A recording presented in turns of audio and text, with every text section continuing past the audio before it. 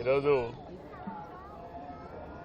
కలియుగ దైవం శ్రీ వెంకటేశ్వర స్వామి దర్శనాని కోసం ఈరోజు వచ్చాం. వెంకటేశ్వర స్వామిని కోరుకున్నది పరదాల చాటున జరిగేటటువంటి పాలన పోయి ప్రజాపాలన వచ్చింది.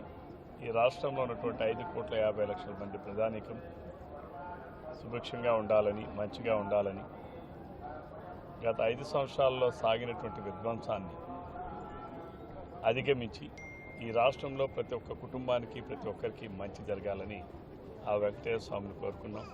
తప్పనిసరిగా మా నాయకుడు చంద్రబాబు నాయుడు గారు ప్రజలు ఏ ఆశలతో అయితే, ఏ ఆకాంక్షలతో అయితే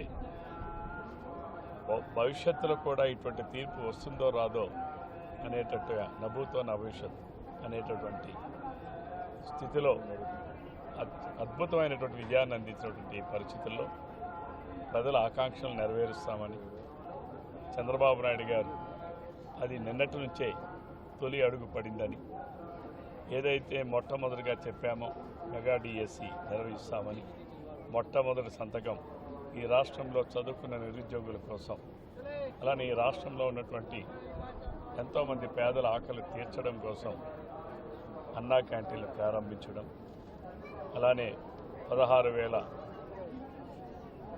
16,000 అబౌవ్ ఏవైతే ఉపాధ్యాయ ఉద్యోగాల నియామకం కోసం ఫైల్ మీద సంతకం పెట్టడం, ఏదైతే జగన్మోహన్ రెడ్డి భూ కబ్జాలకి అనుగుణంగా రూపొందించినటువంటి చట్టం ఏదైతే ఉందో ల్యాండ్ టైటిల్ యాక్ట్ చట్టాన్ని రద్దు చేయడానికి తీసుకున్నటువంటి నిర్ణయం, ఇవన్నీ కూడా ఈ రాష్ట్ర ప్రజల ఆకాంక్షలు.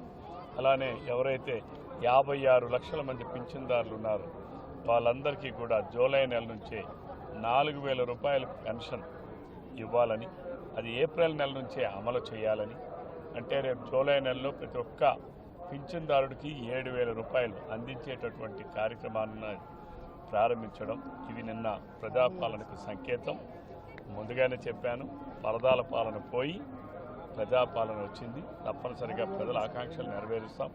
ఆ కలియుగ దైవం అయినటువంటి వెంకటేశ్వర స్వామి ఆ చంద్రబాబు నాయుడు గారికి ఆయుష్ ఇవ్వాలని, ఆరోగ్యం ఇవ్వాలని, తద్వారా ఈ రాష్ట్ర ప్రజానీకానికి మంచి చేసేదానికి ఆ భగవంతుడు ఎప్పుడు కూడా ఆశీర్వదిస్తాడని చెప్పి అందరికీ తెలియజేస్తూ సెలవు తీసుకుంటాం. Thank you.